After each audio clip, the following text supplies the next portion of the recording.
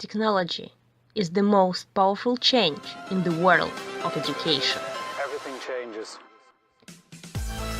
Welcome to the Emerging Technologies in Education podcast, delivered to you by Clever Books Company.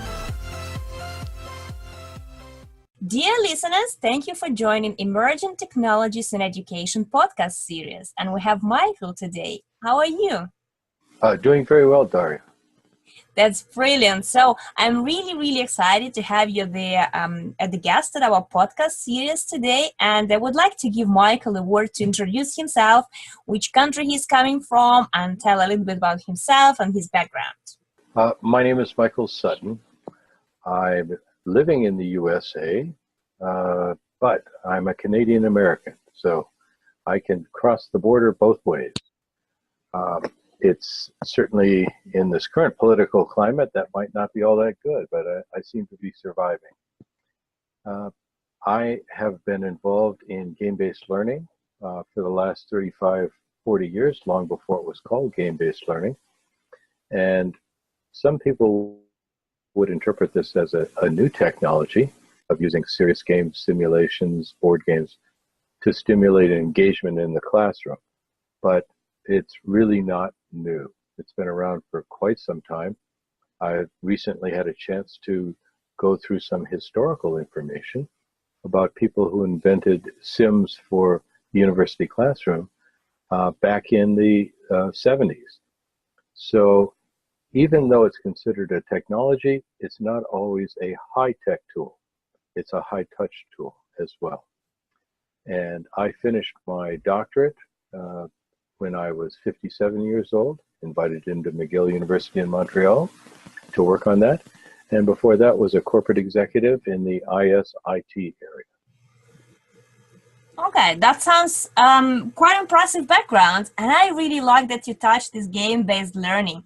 So I would definitely want you to elaborate on that, because game-based learning can actually be of different types. It could be technology-powered, and it could be not technology-powered. So can you please let me know if that's the one that you are for is technology-powered or generally, and give any examples of the game-based learning that you have in mind? Sure. I use both high-tech and low-tech or high-touch. In the high-tech area, I've used simulations such as FLIGB, which means flow is good for business for you. And this is a game developed in relation to Csikszentmihalyi, a Hungarian psychologist, who has created the new theory of flow. That one takes 8 to 12 hours to finish online and ends up being able to assess a number of leadership and teamship competencies, as well as a number of competencies associated with building flow in an organization. The low-tech tool I use is called Fresh Biz Game. It's a board game, and it's used to stimulate the imagination and the entrepreneurial spirit of entrepreneurs, to get them to understand how the entrepreneurship is emerging, in which we do not try to kill our competition. We create strategic alliances with our competition. That sounds really interesting. The whole concept that game-based learning, it is actually, as far as I know and from my experience, it helps to get people involved more in the process and be excited about what they do and get better results. But if we're talking about technology-based game learning, how do you find it and if you can give example of comparing maybe technology-based game learning versus non-technology-based game learning, which one you would go for, especially in the situation how technology is occupying our lives and trying to invade the education as well. So what would be your idea? What would be the best way to go? Mix both, or go more for technology-based or not technology-based game learning? Well, to me, and with my use of serious games and simulations in the classroom and role-playing games, I try not to differentiate between low-tech or no-tech and high-tech. And the reason I say that is many of the application of games and serious games in the classroom that I use, or in a learning, training, and development corporate environment, depends on the actual participants and players. So if players are from a generation, such as the baby boomer generation, often playing online simulations with complex video game-like interfaces is very challenging for them. So my goal is to make sure that I can apply game-based learning in the appropriate manner for my audience. When I'm dealing with millennials or Gen X, Gen Y, I find that using significant online games and video games provides a much higher level of engagement. For me, it's a question of what is the best tool for engaging and committing my audience to learn. Because serious games, simulations, all of these have a stickiness in their experiential knowledge that is so much better than boring lectures. And in fact, in many of my university environments that I've worked, I've had some very arrogant professors come by my office and notice the Lego sets, the different board games, some posters for the online games. And their response is, how is it that these players, these participants can learn when they're having fun? And my response is, well, when they're bored listening to you for 3 hours, how is it they learn either? And so often we have very traditional professors and learning and training and development consultants for e-learning that think the only way people can learn is a passive approach of listening and taking tests. When my MBA students or Masters of Science students first come into my classrooms, I tell them at the very beginning, I don't have any tests, no quizzes, and no exams. Well, normally they're totally elated, but then I explain to them, you're going to be building games to explain principles to people you have never met before and playing them in the classroom. And most of them have no idea what that means. I've even had some of my university learners go to the dean saying, why can't Professor Sutton just lecture at us, give us tests and quizzes? And of course, my response is, because you're not going to learn very well that way. I like your point, and it's like there's several things that I caught up, and I want to definitely outline there. Is that the first one is learn in different way, and the way you do that is absolutely perfect for developing creativity. Is one point. Second point is about finding the right way of delivering material to different generations. And I've heard recently a phrase that kids are digital natives and we're digital immigrants. And yeah, and it's so fascinating because it is actually true. If you remember your childhood, and I remember my childhood, and still like going to meet a friend without a mobile phone or anything, and you just come to the place at the time and you wait for the person. But now when you come to the place and at certain time you don't see that person you want to meet, you start typing the text or like, where are you? And are you coming? And something like this. So, and like, this is something that I remember and I can compare with about like my daughter. She didn't have that childhood without a mobile phone or without any device that she communicate on the go. I wanted to ask you the question, keeping this in mind that kids are more into technology and this new generations that you teach, like students are more into technology, is it difficult to engage them with the non-technological games? The quick answer is no, but the long answer would be to challenge the myth that I hear that these younger generations, millennials, Gen X, Gen Y, are digital natives.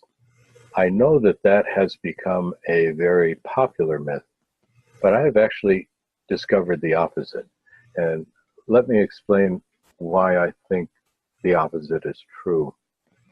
Most of the younger learners in many of my classes have an ease of using advanced technology, but not a in-depth knowledge of how to apply it. So it's kind of the same thing my generation went through, and at least you're still young enough to remember what it was like in your childhood, Daria. With me, it's getting a little bit foggy, but I remember most of us knew how to get inside an automobile, put it in manual transmission, and head off.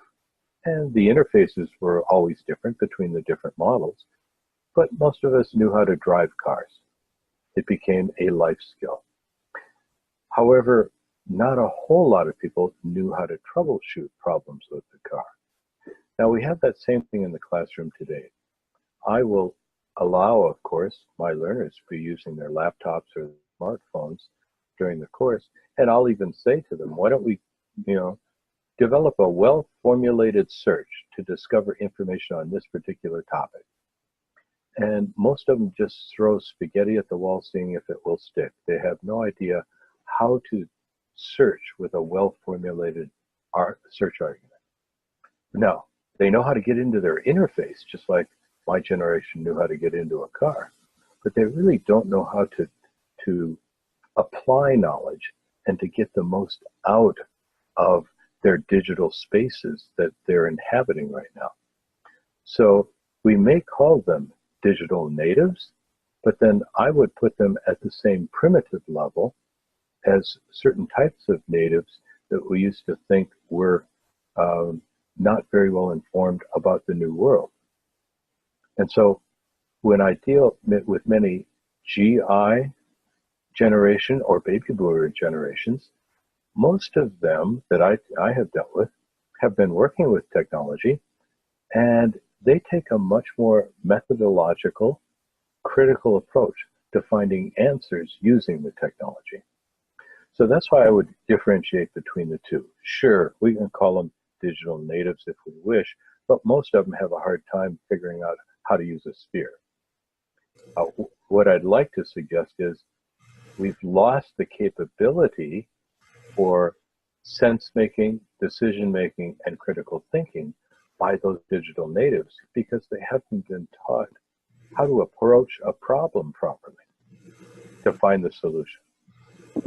You're so right with this point. And it is actually like technology is making our life easier from one side, making all this available data on the go and convenient apps that help you to wake up in a certain time, and many things that remind you of some events happening and meetings and so on, that we rely on it that much that we don't remember the basics, or we never had these basics, and we actually losing that sense of critical thinking.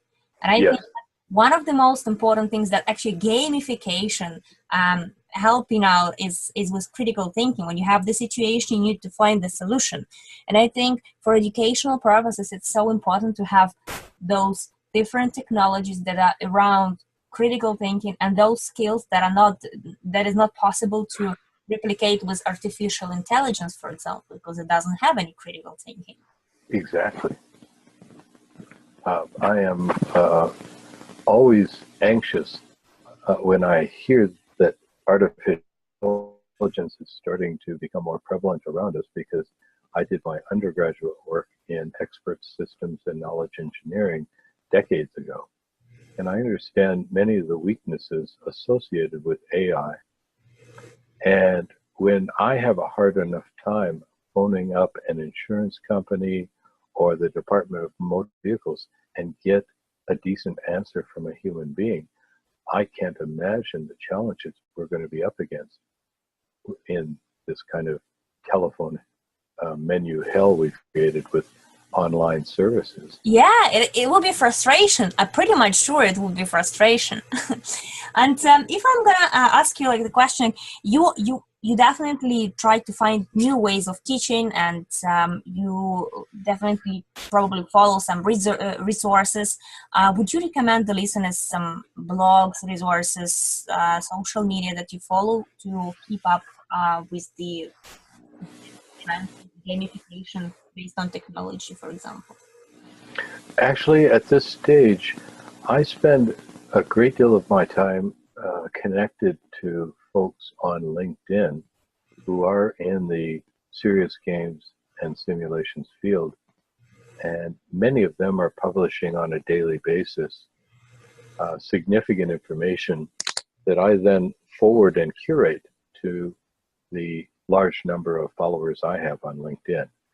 I seldom go to a specific site simply because what I have found is that there is so much going on now. I'm trying to keep well informed at a very broad level. And the only time I'll go to a much deeper level is with a particular challenge in the classroom or a particular workshop I'm trying to create. So I wish I could be more, what's the word? Precise with the resources. Yes, thank you. But in general, because I'm now in my 60s, I'm less interested in significant details than I am in the broad trends and activities that are going on. Although I'm currently writing a book on game-based learning in which I'm trying to convey to individuals the underlying marketing and advertising foundations that they have to go forward in their organizations to be able to sell this idea, as well as different assessment tools that can be used to make sure that we can measure learning.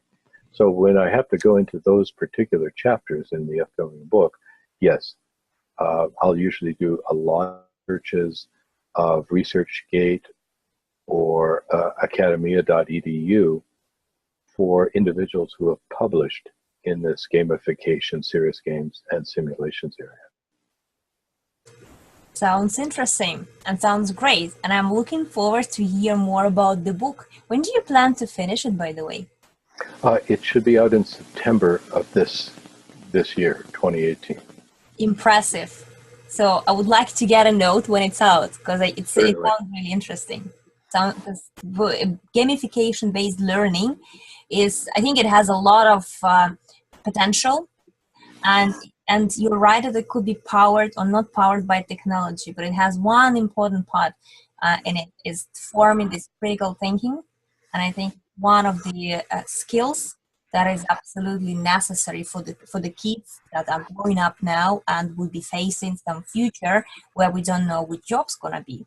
There has emerged on the planet now, I've counted about 25 different graduate level, undergraduate level, and doctoral level programs in serious games, game-based learning on the education side, gamification, and game design on the technology side that have emerged just over the last 6 years. And from what I can see from those university websites, almost all of their graduates are apprenticed into a firm as part of their learning and walk away with a job in hand when they finish, if not before that. It's a good point, and I really like it. And it's such a rare case that student or anybody being in college, school, or university could be equipped with that skill set that is already ready to go for the business. So I think it's really important. I would like to thank you so much for your time and these fantastic insights about game-based learning. Absolutely love this information and podcast, and I hope to hear about your book more. So thank you very much again, and have a fantastic day. Thanks very much, Daria. Great to speak with you. Bye for now. Everything changes.